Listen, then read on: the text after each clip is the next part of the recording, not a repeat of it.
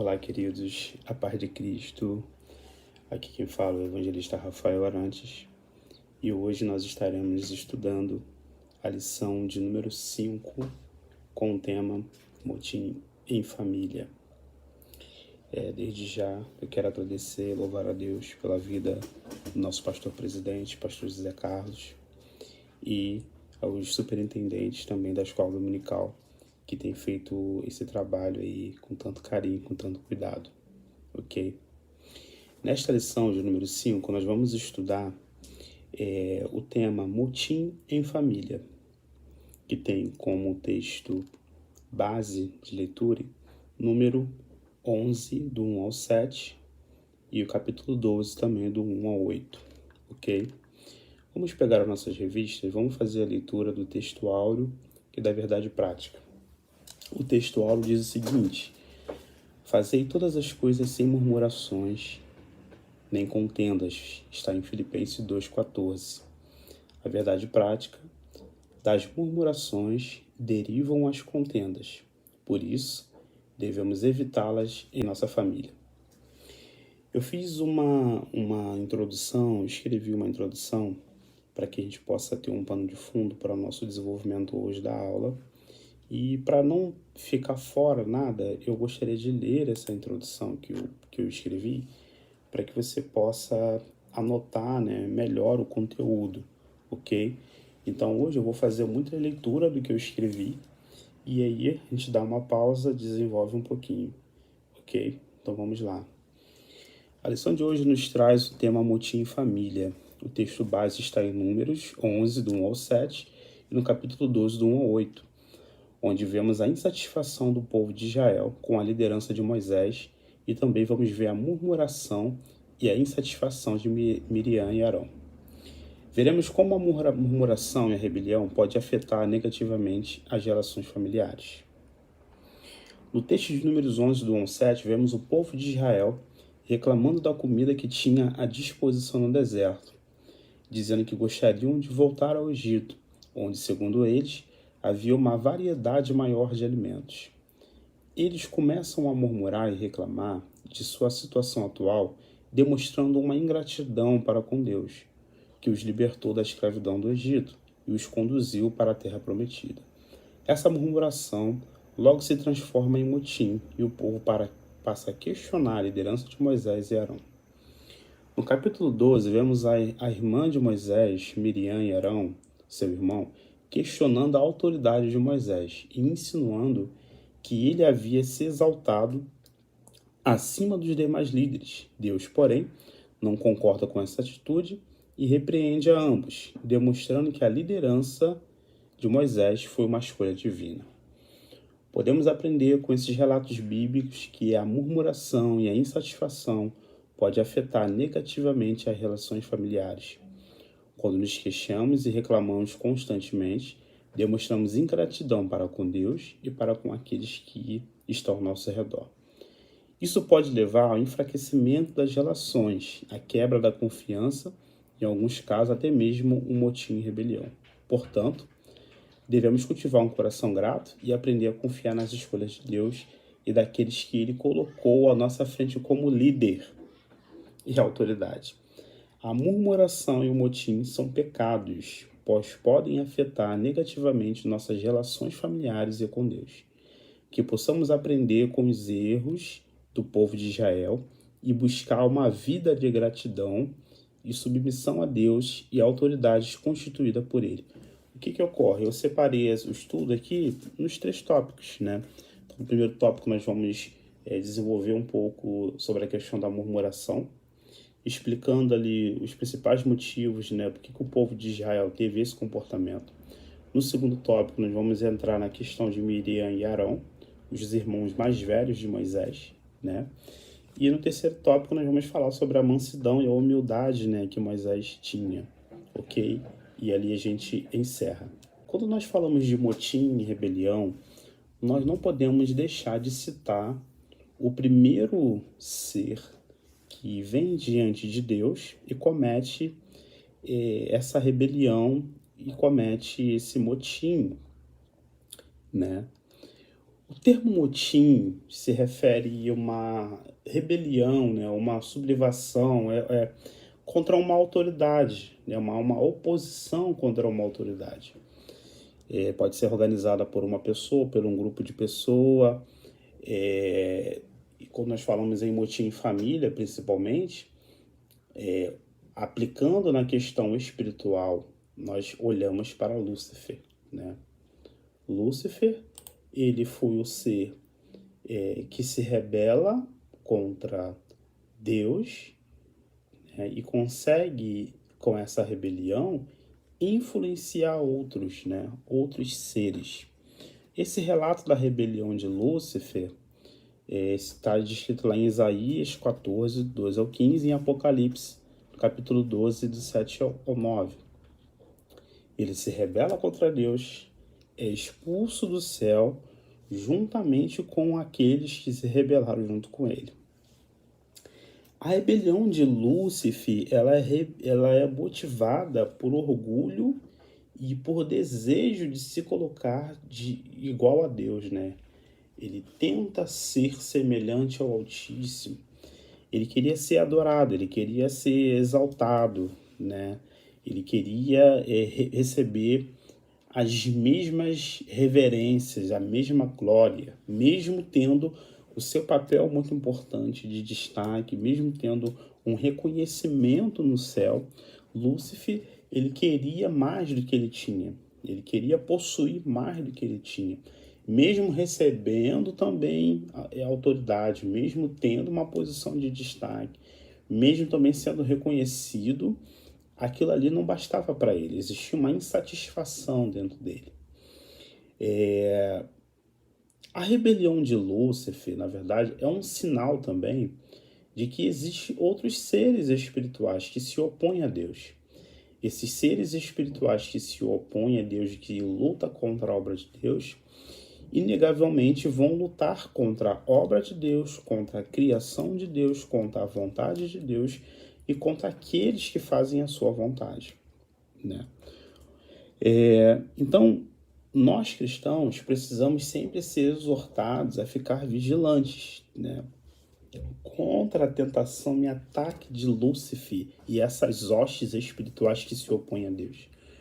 Porque, na visão, o intuito deles é continuar criando seguidores rebeldes, criando pessoas que possam reproduzir aquilo que eles reproduziram lá no céu, né? Então, o motim, o conflito, ele pode ser muito prejudicial para o convívio, né? Para o bem-estar, né? Especialmente quando envolve violência física, emocional. Por isso que é muito importante buscar soluções pacíficas. O que ocorre? No caso de Lúcifer, já não tinha mais como ter uma solução pacífica naquele momento ali, porque Deus já tinha sondado o coração e já tinha percebido que Lúcifer já estava caído, né? Que já não havia mais volta, já não havia mais solução para aquele ser, né? Naquele momento. Então, a união, né? A harmonização, o debate sadio é importante para o crescimento da igreja, para a comunidade cristã, mas a rebelião é diferente, né? Porque a rebelião já é a defesa de uma tese, já é uma insatisfação sendo manifestada, né? Por pessoas, né? Então, quando a gente olha para a Bíblia, por exemplo, a Bíblia ela traz diversos ensinamentos, né, sobre a importância da união, da harmonia, né? Por exemplo, nós temos mandamentos para honrar pai e mãe, né? Existe um mandamento para honrar pai e mãe, que está até no Antigo Testamento, lá em Êxodo 20, 12, né? Efésios 6, 2 também replica isso. A Bíblia destaca a importância do amor, do perdão, da compreensão, sabe?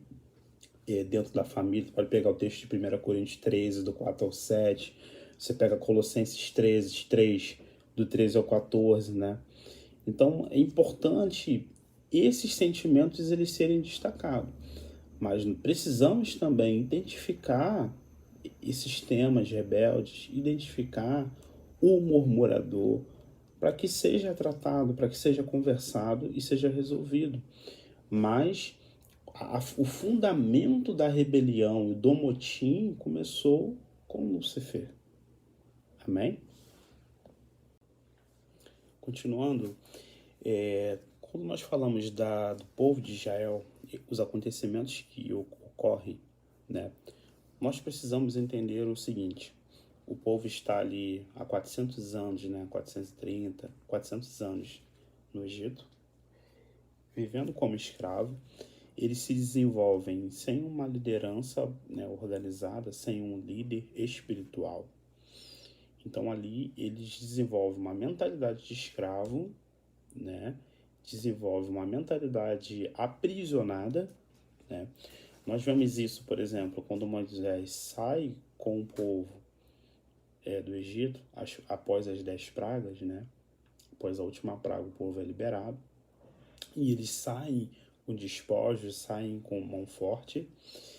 E você vê que, quando você pega, por exemplo, Êxodo 14, você vai identificar que o caminho que Moisés faz é um caminho que leva o povo para uma travessia dificultosa, né? Ele vai para Pieirote, né? Perto de Migdol, e ali ele se encontra diante do Mar Vermelho. Mas o texto diz que o Senhor os leva para um outro caminho para que eles não pudessem ver a guerra e ali desistir e retornar. Por quê? Porque eles não eram guerreiros, eles não eram um povo livre, sabe? Eles eram escravos, né? Então Deus ele tinha dois motivos muito fortes em direcionar Moisés para o caminho, para o Mar Vermelho, né? Primeiro era para glorificar o seu nome, né? Ali ele iria exaltar o seu nome diante de todo o Egito, de toda a terra. Segundo, ele sabia quem era eles. Deus conhecia o íntimo e a índole do povo, né? Nós estamos lendo aqui esse caso de número 11, mas o povo de Israel, ele já vem murmurando há muito tempo. Na verdade, ao sair do Egito, é o que mais aquela geração do Egito fez, né? Exemplo, peguei aqui algumas só, porque são muitas, né?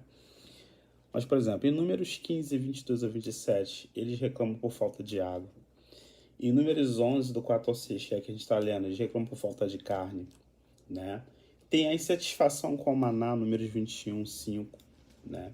Tem a rebelião contra a liderança de Moisés, em Número 16. A gente pode ficar aqui, ó. Murmuraram por falta de água, murmuraram com medo dos inimigos. Então, era uma geração escrava. Tu vê que a mente de escravo, ela é limitada, né?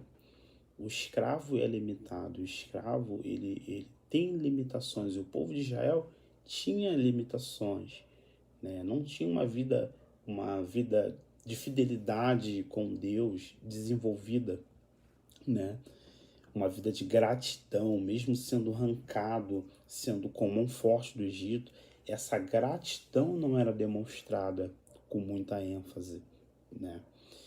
E você vai ver essa questão da reclamação e da rebelião no livro do Êxodo, no livro do Números, no Deuteronômio. Quando você vai lendo, você vai vendo. Tanto que a geração que sai do Egito é a geração que é proibida de entrar na Terra Prometida. Eles vão ficar andando 40 anos no deserto por causa da rebelião, por causa das insatisfações que não fazia sentido algum, né? Você imagina toda vez que surgia uma dificuldade na sua vida e na minha vida, a gente se rebelar contra Deus, a gente se rebelar contra a liderança, a gente se rebelar contra os nossos líderes que Deus constituiu na terra. E era isso que acontecia com o povo. O povo estava no deserto, mas eles estavam no deserto sendo sustentado com mão forte. Nuvem de dia para aplacar o sol, coluna de fogo à noite para aplacar o frio, a roupa que não envelhecia, as sandálias que não ficavam ruim, maná que vinha do céu, cordonizes que vinham sobre a terra, livramentos, operações de maravilhas no deserto, água que surgia do nada, né? Você via o cuidado, a proteção e a mão de Deus. Deus no deserto entrega leis e mandamentos e estatutos, organiza, cria regras, cria leis, estabelece princípios, né? Então você vê que Deus, ele teve misericórdia do povo. E a geração que viu milagres, que viu sinais, que viu prodígios no deserto, foi a geração que não entrou na terra prometida. E eu aprendo muito com isso, porque ver sinais e prodígios não dá garantia de salvação. Contemplar operações de maravilha me faz ser uma pessoa privilegiada por ver o operar de Deus. Mas isso não gabarita o meu caráter. Isso não dá carta branca para o céu. Eu preciso ter o caráter renovado, né? Eu preciso ter o caráter transformado, né? Então, o que acontece? O povo ele começa a se queixar com as dificuldades que eles encontram, com a insatisfação. Primeiro, a variedade pela falta de alimentação. Olha, não tem cebola, não tem alho. Poxa, no Egito tinha tudo isso. Poxa, sabe? Nós estamos sentindo falta dos alimentos. Tinha peixe fresco, né? Eles lembravam com saudade dos pepinos, dos melões, dos alhos, da cebola. Então, era uma murmuração que aparentemente parecia trivial, né? Parece meio que trivial, mas tinha uma profundidade ali, né? Tinha uma profundidade, parecia uma coisa assim. Não, estão reclamando que não tem certos tipos de alimento, mas essa reclamação, essa murmuração, na verdade, era uma questão mais profunda, que na verdade eles estavam declarando a falta de confiança que eles tinham em Deus. Com esse comportamento, eles declaravam que eles não confiavam em Deus. A murmuração, na verdade, quando você pega o termo mais profundo, pegando e comparando como Deus agia, como Deus se comportava quando havia murmuração, a murmuração é eu dizendo para Deus que ele não é Deus. A murmuração é eu dizendo para Deus que ele não tem capacidade para resolver tal problema. A murmuração é eu tirando a autoridade e o poder de Deus, né? E era isso que o povo fazia no deserto. Ao questionar esses utensílios, eles estavam querendo dizer isso, né? Então, isso, aliás disso, isso na verdade também aponta para uma questão que é do homem também, né? Que se apega às coisas do passado, né? É uma tendência, nós temos tendência a se apegar às coisas do passado. Quando nós vamos para o Evangelho faz questão de nos informar que nós somos nova criatura, que nós somos justificados, que aquele que confessa o seu pecado e deixa, ele alcança a misericórdia, que Jesus Cristo ele veio para salvar aquele que se havia perdido, e que apóstolo Paulo, por exemplo, que antes era um perseguidor e agora vira o perseguido, a Bíblia ela é bem clara em dizer que o nosso passado, quando nós confessamos a Cristo, ele é todo remontado. E existe todo um trabalho de discipulado, um trabalho de desenvolvimento na fé, para que você entenda melhor isso. Porque nós, como seres humanos, ficamos apegados ao passado. E o povo do Egito estava demonstrando isso.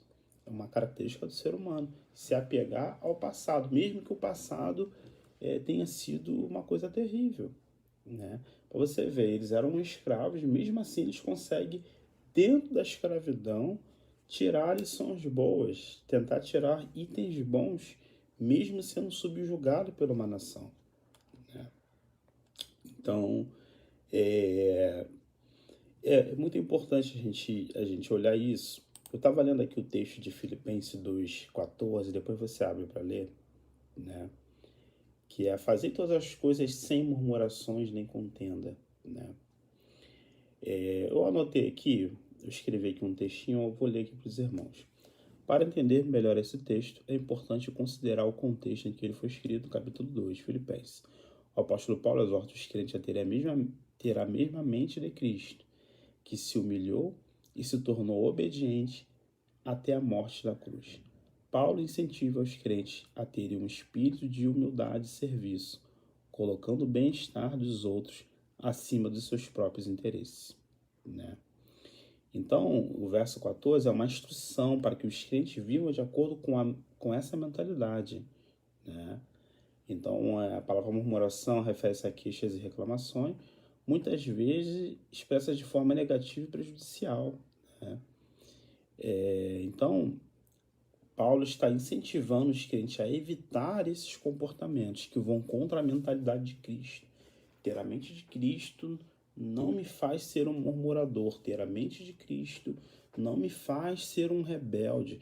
Então aqui é uma exortação de Paulo aos filipenses, à igreja de Filipos. Estou fazendo aqui um hiato, né, entre o povo e a igreja, entre o povo de Israel no deserto e a igreja. Lógico que quando eu lembro de deserto no Antigo Testamento, é sinônimo de prova, luta, né, dificuldade mesmo, né? O deserto, por exemplo, quando eles saem do Sinai, eles adentram o deserto ali, contornando o Sinai, saindo do Sinai, é um deserto dificultoso, mas Deus estava com eles, né?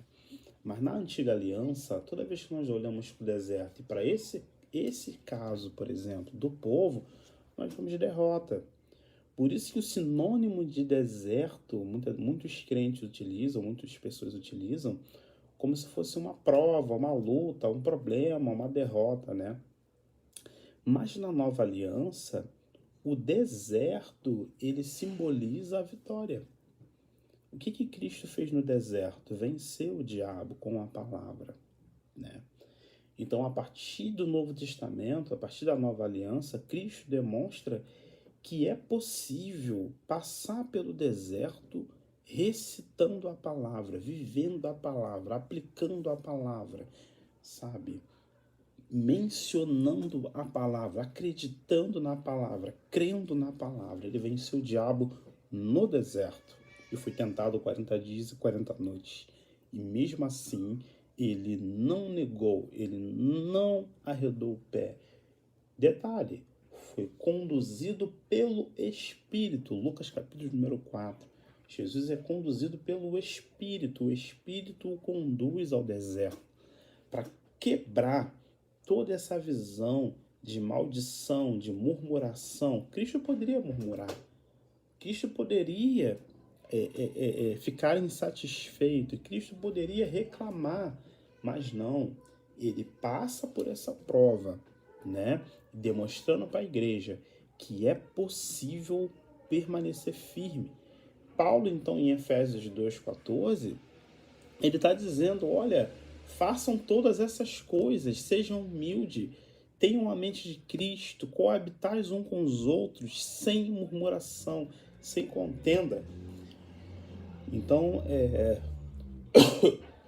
trazendo para os nossos dias, nós como cristãos, nós devemos evitar contendas, evitar frustrações, problemas, né? Evitar frustração é difícil, que a frustração ela pode vir, mas evitar confrontos, né? Evitar debates desnecessários, discussões desnecessárias que criam partidos dentro da igreja, que criam divisões dentro da igreja, que criam inimizades dentro da igreja, que criam invejas dentro da igreja, né? A igreja, ela não está ali para satisfazer o desejo e a vontade de ninguém. Nenhum membro que está dentro da igreja, ele está ali para que a vontade dele seja satisfeita, né? Por contrário, né? Ele precisa ter em mente que ele tem que cultivar um desejo de amor, de compartilhamento, de gratidão, né? Evitar comportamento egoísta que possa prejudicar o outro, né? promover a unidade, promover a harmonia. É isso que o cristão, como povo, precisa desenvolver. Eu, como cristão, preciso desenvolver isso, né? Precisamos desenvolver a unidade, né? Precisamos desenvolver a liberdade de fala, mas uma liberdade saudável, com um debate saudável, com uma conversa saudável, com uma troca de ideia saudável, sabe? Às vezes nós vamos discordar de um ponto ou outro, mas isso é totalmente normal, estamos aprendendo, todos nós juntos, né? Ninguém pode se considerar superior, né? Lógico que existe uma autoridade, existe ministérios dentro da igreja, existe liderança dentro da igreja. Elas precisam ser respeitadas, né? Mas as murmurações e as rebeliões através dos membros da igreja é uma coisa muito triste. É uma coisa muito triste que infelizmente acontece, né? E até as fofocas e intrigas, você vê que muitas pessoas que promovem dissensões dentro da igreja, dentro do corpo, né? Estão nas sombras, né? Às vezes estão lá nas sombras disseminando ódio, disseminando contenda, disseminando, instigando a rebelião, convidando os outros a fazerem o mesmo. Mas Deus é poderoso, meus irmãos, para aplacar essas pessoas. Deus é poderoso para tratar elas. Deus é poderoso para intervir com mão forte, ok? Para que a igreja do Senhor não sofra dano nenhum e continue prosseguindo. Amém? Agora nós vemos o problema da rebelião, murmuração e desse conflito dentro da família, né? Miriam e Arão, que eram duas figuras importantes, né, diante do povo. Miriam era uma profetisa e conselheira, né? Arão era um líder espiritual, ou seja, era um sumo sacerdote. Os dois já tinham posições de destaque. Eles tinham grande relevância diante do povo, tinham grandes honrarias dentro do povo, já recebiam muito prestígio diante do povo. Mas somente isso, somente a função, como eles eram usados, não era o suficiente, não foi suficiente naquele momento para Miriam e para Arão, né? Miriam, você vê a história de Miriam, foi uma moça devota a Deus, né? Ela participa, por exemplo, do escape do seu irmão Moisés. Ela se coloca à disposição lá para ir até a princesa. E ela orienta, ela fala, olha, você quer que eu traga uma das hebreias? Então era uma menina com inteligência. Então ela participou da história. Após o povo passar com pés enxutos, ela sai assumindo uma liderança dentre as mulheres, profetizando, cantando, com hinos de louvores e a Deus. Então, por ser a irmã do líder Moisés, ela também tinha o seu prestígio, né? Quem foi Arão? Foi o homem que foi separado. O Deus disse para Moisés levar Arão. Deus falou, não está aí Arão? Que ele seja como um profeta, ele fale por você. Então, Arão era como um porta-voz, né? E Arão, pela dificuldade da fala de Moisés e até mesmo das desculpas que Moisés ele foi dando no início do seu chamado, né? Deus foi dando solução, que às vezes acontece isso também, né? Então Arão, ele se desenvolve, ele tem um protagonismo muito grande também diante do povo, né? A gente sabe também que teve o episódio dos levitas se levantarem ali, dos homens que trabalhavam, né, na parte da adoração também de serviço, questionando a autoridade de Arão, né, questionando a posição de Arão, né? Foi necessária uma intervenção divina, mas Arão era um porta-voz. Arão ele era o sumo sacerdote, tinha muito destaque, o nome dele ia continuar perpetuamente, né? Da família dele que viria, né, perpetuamente cuidaria da casa do Senhor, cuidaria das coisas de Deus, da adoração, do serviço, das ofertas. Então era muito importante, né, a função de Arão. Mas não foi suficiente. Eu não sei o que aconteceu na cabeça de Arão em concordar, né, com uma situação dessa. Primeiro questionamento, eles questionam a mulher que Moisés separou para casar, que era uma mulher da linhagem de Cã, né, que não é hebreia, não é hebreia, tá vindo da linhagem de Cã, que sacuchita aí, quem é essa mulher, né? Só que o real motivo não era esse, né? O real motivo para a rebelião de Miriam e Arão, a gente sabe que era inveja. Era a inveja e o desejo de poder. Eles tinham uma inveja e eles tinham um desejo de poder, né? Mas calma aí, Deus também fala com a gente. Deus também pode falar diretamente com a gente. Nós somos líderes também. Moisés está tomando decisões e não está nos consultando, não fala com a gente, mas Deus também nos escolheu, Deus também nos chamou, né? Então, eles queriam assumir um papel de liderança, ter mais destaque, de proeminência ali diante do povo. Eles queriam ter mais prestígio, mais reconhecimento do que eles já tinham, né? E eles não queriam, e aqui é uma palavra muito importante, eles não queriam estar submissos. Eles queriam estar em pé de igualdade, né? Se você não se humilha, se você não coloca na posição de submissão diante de Deus e submissão aos seus líderes que Deus constituiu, você pode estar seriamente se rebelando contra uma autoridade que Deus constituiu, né? E Deus não tolera a murmuração de Miriam e de Arão, porque a murmuração deles, no tópico anterior, eu falei sobre a igreja, sobre o povo de Deus. Agora, a murmuração e a rebelião de um líder tem um peso maior, porque a rebelião e a murmuração de um líder, normalmente, o estrago, o impacto é muito maior. Arrebata igreja, arrebata irmãos, arrebata povo, né? A pessoa com a sua rebeldia vai para o caminho do inferno e, infelizmente, acaba arrebatando ovelhas cegas, ovelhas sem entendimento, que acabam comprando a briga desse falso líder, comprando o partido desse falso líder, entrando na motivação desse falso líder, indo no caminho perverso desse falso líder e, infelizmente, meus irmãos, o final é triste, né? Por exemplo, o que Deus faz com Miriam e Arão? Chama eles para fora da tenda, o Senhor desce e fala com eles: olha só, quem são vocês?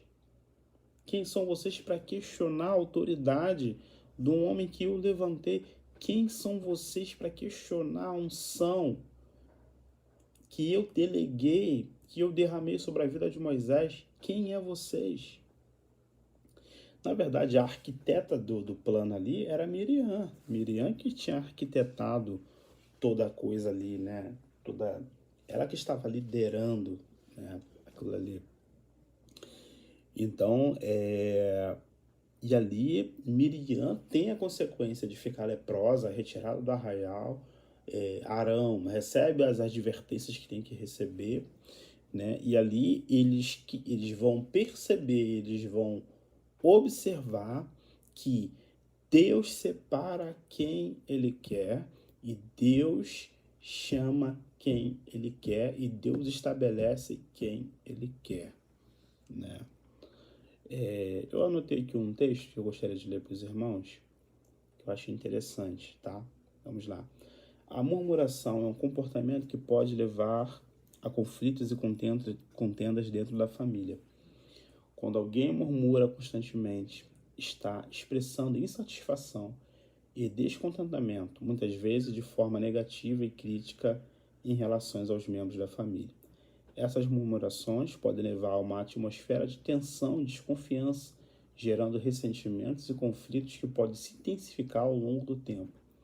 Quando isso acontece, a unidade e a harmonia da família são comprometidas e os relacionamentos podem ser danificados. Por isso, é importante que cada membro da família se esforce para evitar a murmuração e cultivar um ambiente de amor, de respeito e compreensão. Devemos buscar uma comunicação saudável, expressando nossas necessidades e desejos de maneira clara e respeitosa, e estar abertos para ouvir e compreender a perspectiva dos outros. No caso aqui de Miriam, Arão e Moisés, eram irmãos, né? Então estava acontecendo um motim, uma rebelião, uma briga, uma contenda dentro da família ali, dos irmãos, né? Mas imagine um irmão com pai, mãe e filhos, né? Filhos que questionam a todo momento seus pais, pais que acabam criando divisões entre os seus filhos, gostando mais de um do que o outro, falando coisas desnecessárias, por exemplo, o seu irmão não é assim, por que você não tira nota boa igual o seu irmão? Você não presta para nada. Então você começa a criar divisões entre os filhos. E ali, entre os filhos, começa a ter contenda, começa a ter briga, começa a ter murmuração, né?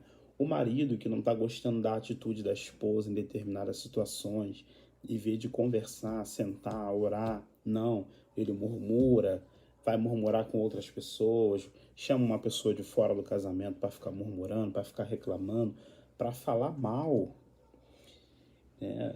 Esposas que falam mal do marido. Meus irmãos, aqui está uma coisa que eu não consigo compreender, eu gostaria de compartilhar aqui com os irmãos. Como a esposa, como o marido, vai a terceiros para falar mal do seu companheiro?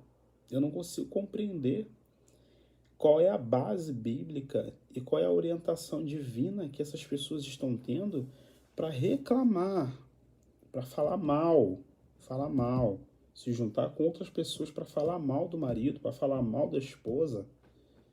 Em nome de Jesus, reveja a sua visão de matrimônio. Em nome de Jesus, reveja a sua visão, né? A sua posição dentro do lar. O marido é o protetor, o marido é o cabeça da casa, é o cabeça da esposa, né? O representante da casa é o líder, é o sacerdote do lar. Tem a responsabilidade de manter, proteger, prover, né?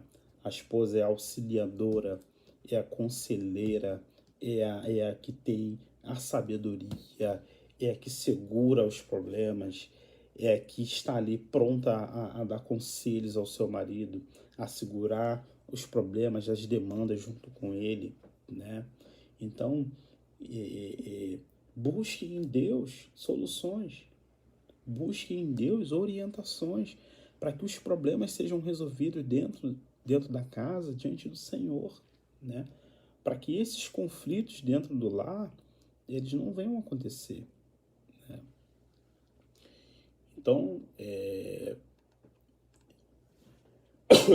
essa questão do motim em família é uma situação, é um problema muito comum na nossa sociedade. O que nós estamos vivendo hoje? Filhos contra pai, pai contra filho, filhos que se rebelam contra o pai e se rebela emocionalmente falando, utilizando palavras, utilizando violência, utilizando propagação do ódio, né?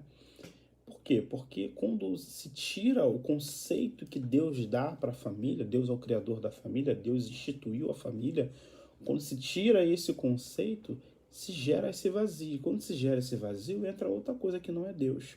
E quando entra outra coisa que não é Deus, acontece esse tipo de situação, né? É muito importante isso, né?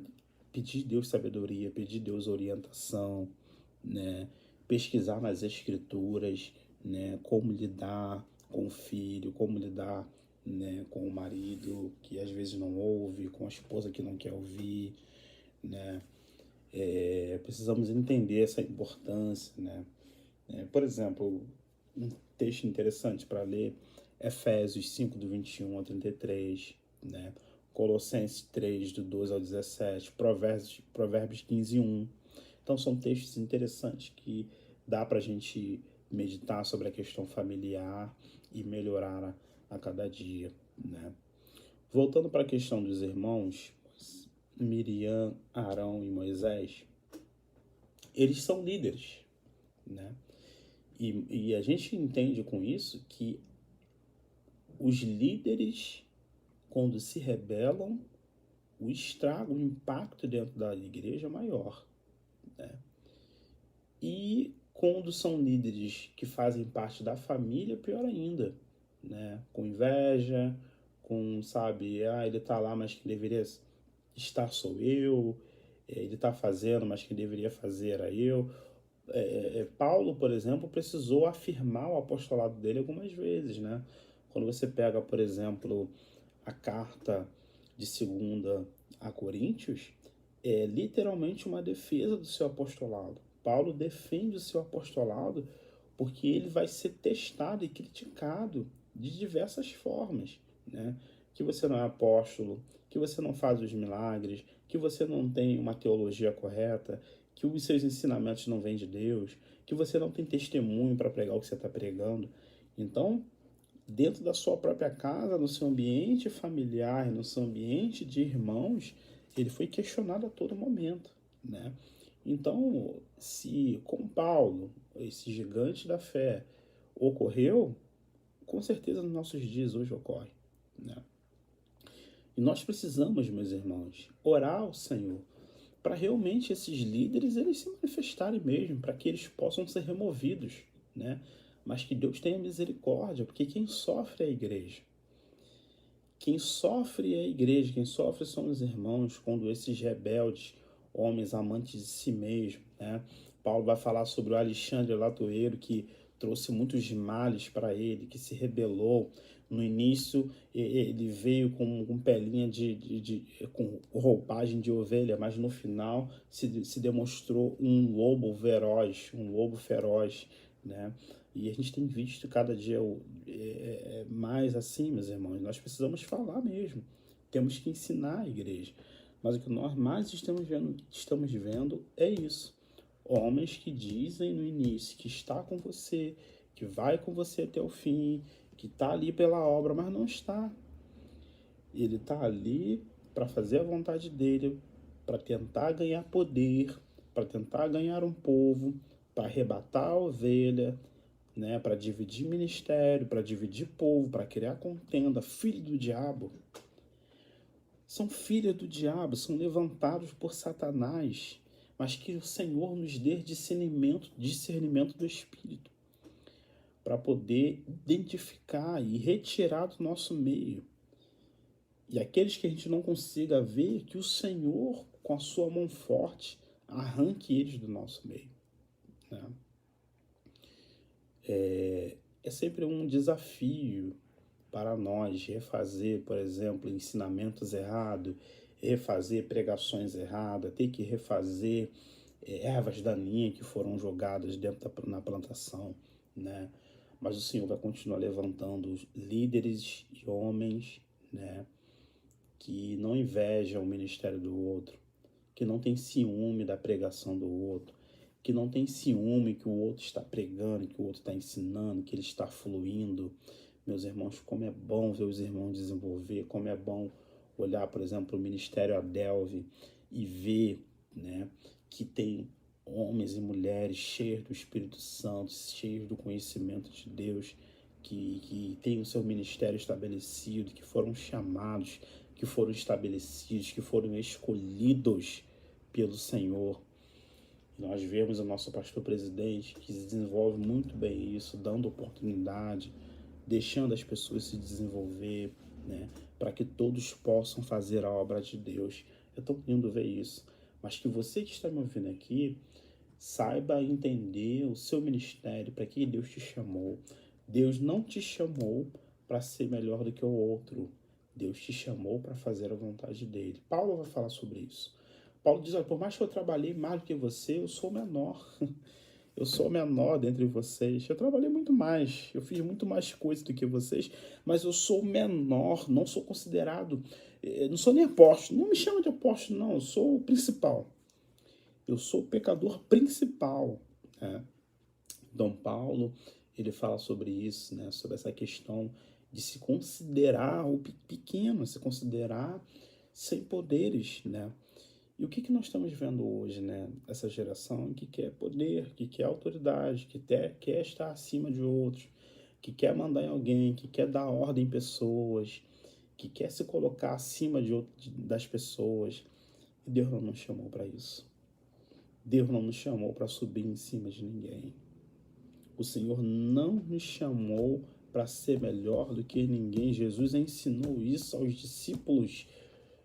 Quem é o maior? Eu sou maior, eu sou maior. Jesus ensina aos discípulos que no reino de Deus não é como no mundo. Não é. Então que Deus ele nos guarde e nos oriente e acenda, né, em nós um entendimento e que dê sabedoria e conhecimento para esse povo que está seguindo esses falsos líderes, que está seguindo esses filhos de Satanás, que está seguindo esses filhos de Belial, que Deus abra a mente dessas pessoas, para que elas compreendam o real motivo dessas rebeliões, para que elas compreendam o real motivo das contendas. Que Deus tenha misericórdia. Porque o povo de Israel, alguns foram consumidos no fogo. Miriam ficou leprosa. Arão ficou triste, porque o impacto da cobrança do Senhor foi visível para todos. Então que Deus tenha misericórdia dessas lideranças, que haja tempo de arrependimento, que haja tempo de voltar atrás, que haja tempo de reconhecer as suas falhas, e que o Senhor levante líderes segundo o seu coração, com a mente de Cristo, segundo o texto de Efésios, entendendo muito bem o que é gratidão, sendo gratos, porque o que tem se desenvolvido é uma geração de pessoas ingratas. Pessoas ingratas. Paulo, nas cartas de Timóteo, que ele começa a falar sobre a solidão, a falar sobre a sua partida, a falar sobre o seu término, Paulo vai falar sobre pessoas que não são gratas. Olha, todo mundo me abandonou. Eles não foram gratos. Né? Isso realmente é um comportamento humano. A ingratidão é um comportamento humano. Olha nessas óticas, por exemplo, na ótica do povo no deserto, na ótica de Miriam e Arão, o que explica melhor, né, a palavra interessante ali, é a ingratidão. O povo ingrato, pela ação que Deus faz e através de Moisés, Miriam e Arão ingrata, por mesmo assim recebendo a posição que eles receberam, eles conseguiram se levantar e murmurar. Então nós vemos esses líderes que estão saindo aí, dirigentes, essas pessoas que estão saindo, são ingratos. São pessoas que foram recebidas, receberam o nome porque não tinham, receberam o nome, foram acolhidas, foram tratadas, foram orientadas, receberam a oportunidade de desenvolver o trabalho do Senhor, receberam prestígios, né, de destaque diante do povo. E qual foi o que eles deram? Ingratidão. Ingratidão. Que Deus tenha misericórdia, né, de nós. Agora vamos falar sobre a mansidão de Moisés. O texto de Números diz que Moisés era o homem mais manso da face da terra, né? Fazendo um link direto com Mateus capítulo número 5, vamos abrir Mateus capítulo número 5. Eu quero ler aqui com os irmãos o verso 5. Bem-aventurados os mansos, porque eles herdarão a terra. Eu queria ler também o verso 9, ok? Bem-aventurados os pacificadores, porque eles serão chamados filhos de Deus. Os mansos herdarão a terra, e os pacificadores serão chamados filhos de Deus. Mansos e pacificadores. Como nós precisamos. Nos dias de hoje, homens e mulheres mansas e pacificadoras. Se você for olhar a Bíblia, ver a história de Moisés, né? Ele era um homem humilde e pacífico, né? Ele não deixava de se levar pelo orgulho e pela raiva, né? Nós temos os episódios, por exemplo, da rocha, né? E temos o episódio, por exemplo, da rebelião dos filhos de Corá, né? Que Moisés ele se exalta nesses dois momentos. Tirando esses dois momentos, você não consegue ver na vida de Moisés ele sendo dominado pelo orgulho e pela raiva, né?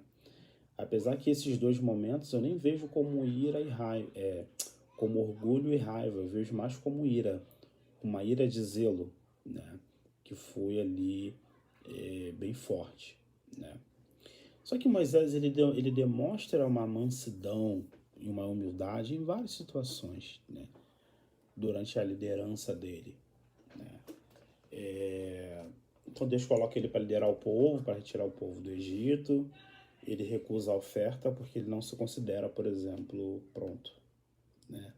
Mesmo estudando nas melhores escolas do Egito, porque foi criado como príncipe, mesmo treinando no deserto com o seu sogro, né? Ou seja, ele teve os ensinamentos e o conhecimento da língua, né? Estudou nas melhores escolas, então ele era capacitado teoricamente. Depois da teoria, ele vai para o deserto ser treinado na prática, e ali ele aprende a ser pastor, a cuidar de rebanho, a lidar, né, com o rebanho.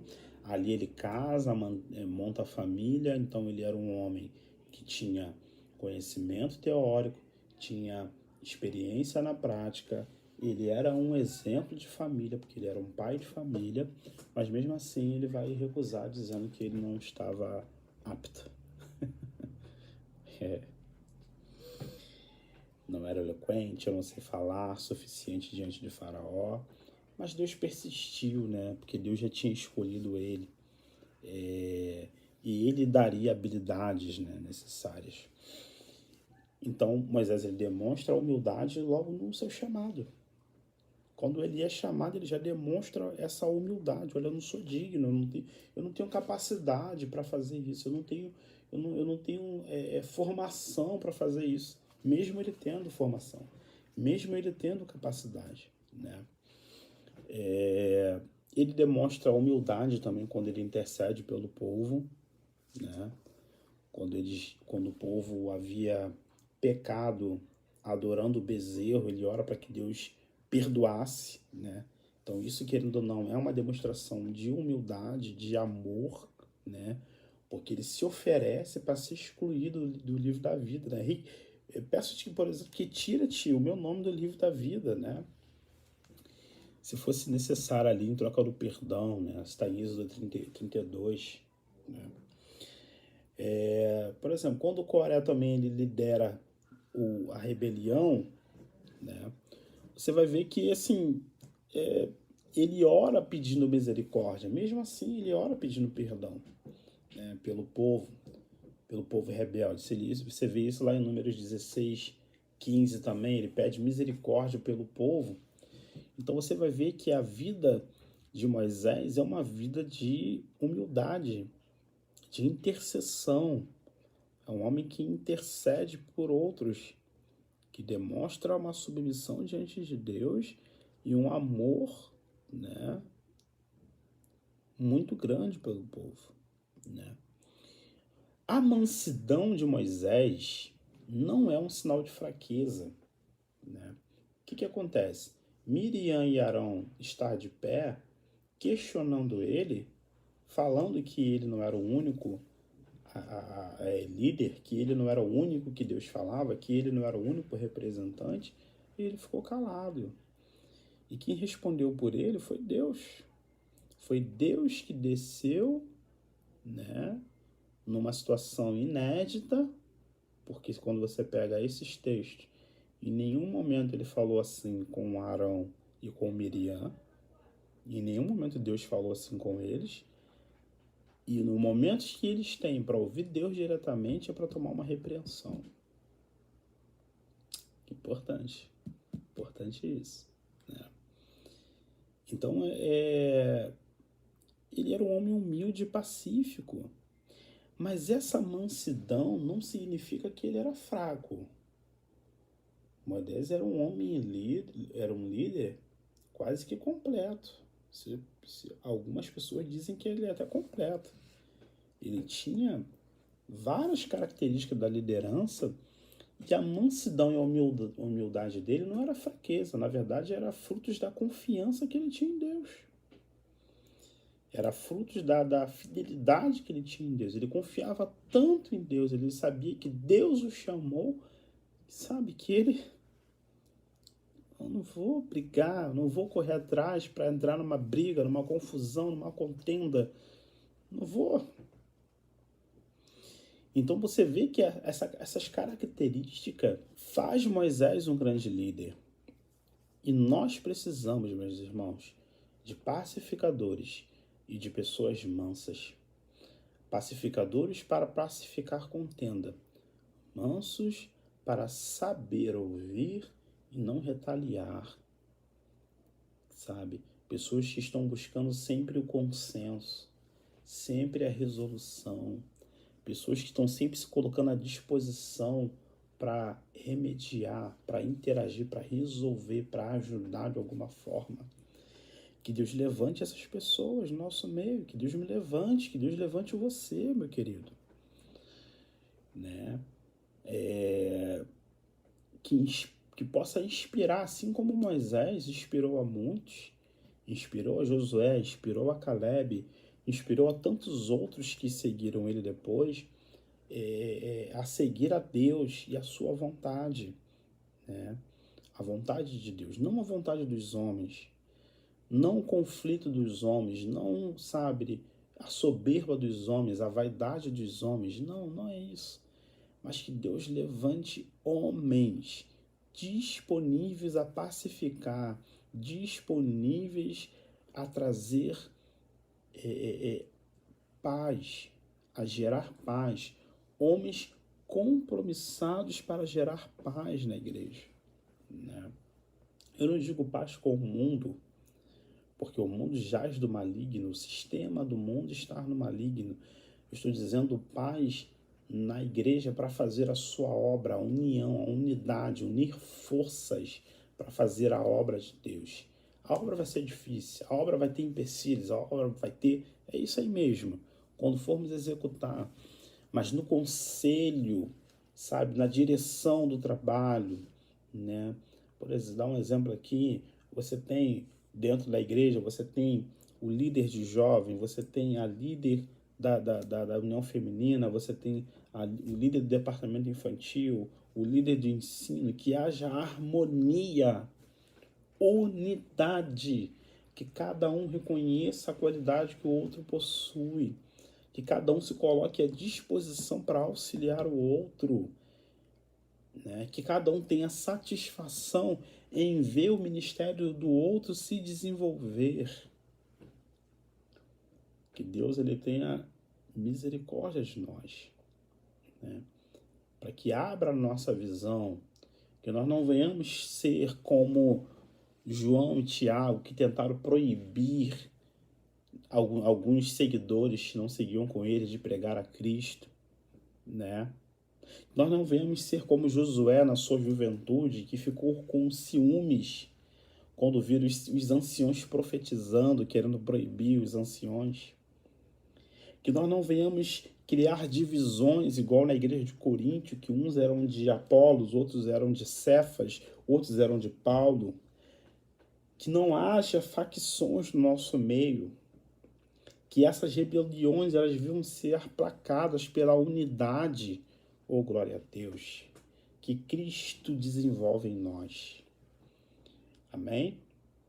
Então, a mansidão que Moisés teve foi uma mansidão digna de imitação. Você que é líder, que está me ouvindo, que lidera, até você mesmo que é membro, Pegue o exemplo de Moisés. Não vá querer satisfação, não vá brigar, não vá entrar em contenda, deixa falar, ore, busque ao Senhor primeiro, o Senhor lhe dará a orientação do que fazer e quais decisões tomar. Que Deus nos guarde e nos oriente para que nos dias como hoje nós venhamos prosseguir fazendo a obra de Deus com um coração íntegro e com um coração desprendido das coisas materiais e do reconhecimento da terra. Quem reconhece o nosso ministério, quem nos chama primeiro, é Deus. Então, nós vamos concluir lendo a conclusão da revista. Ok? Vamos ler aqui a conclusão da revista, que eu acho importante a gente ler, porque dá mais embasamento para o que a gente falou aqui. O motim levantado por Miriam e Arão tinha como causa a inveja da autoridade delegada por Deus a Moisés. Logo, as consequências de atitude como essas produzem grandes prejuízos morais e espirituais na família. Por isso, o apóstolo Paulo aconselha que andemos no Espírito para que as obras da carne não dominem as nossas atitudes. É tempo de muita prudência. Que Deus te abençoe, que você venha desenvolver a gratidão dentro da sua casa, junto com a sua família, que a sua mulher, que o seu marido, que os seus filhos venham se desenvolver na humildade, na mansidão. Amém? Que venham ser pessoas pacíficas, que o fruto do Espírito, venha se desenvolver em você, em nós, a cada dia. Que Deus nos abençoe.